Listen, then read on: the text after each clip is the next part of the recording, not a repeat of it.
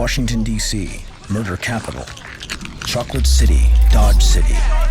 If there was ever an untold story in the city founded on nothing but history, it is that of the 1980s. And if that story had a signature, it would be that of Cool Disco Dan. This is his legend. Disco Dan is a legend in DC streets. Cool Disco Dan is part of the story as much as the Lincoln Memorial. He tagged the city. He said, "City, I'm here. My name is Disco Dan. What can you do about it?" Here's this kid out of nowhere who becomes someone in a way that no one would ever have expected. It seems that overnight, there were more, and then there were more, and then he was everywhere.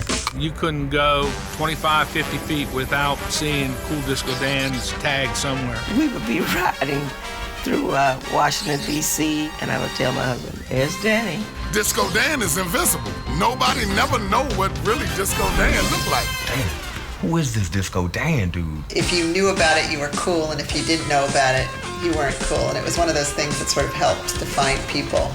Disco Dan was like Zorro. He would make his mark, and then he would leave. And I've seen it hundreds of times, but I never knew the real story. You should emphasize the cool when you say Cool Disco Dan. You know, it just rolls off your tongue, Cool Disco Dan. Didn't say Cool Street Dan or cool anything. The disco just totally threw it all off. It was the 80s and disco was bad. Any man who's claiming disco is probably cooler than you.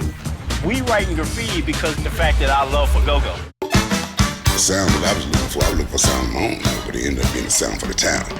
DC, they got this crazy thing called go-go. It was a alternative to hip-hop. It's just like a boom, tap, boom. It's a sound that came out of the poor section of DC where we played music on buckets.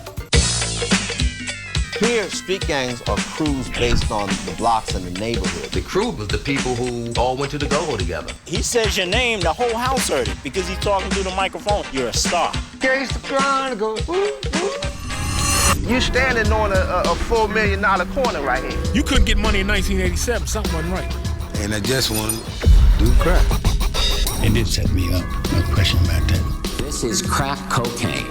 Crack destroyed all the urban communities. To me, it's worse than AIDS. It seemed like DC, when they get a reputation, they go with it all the way.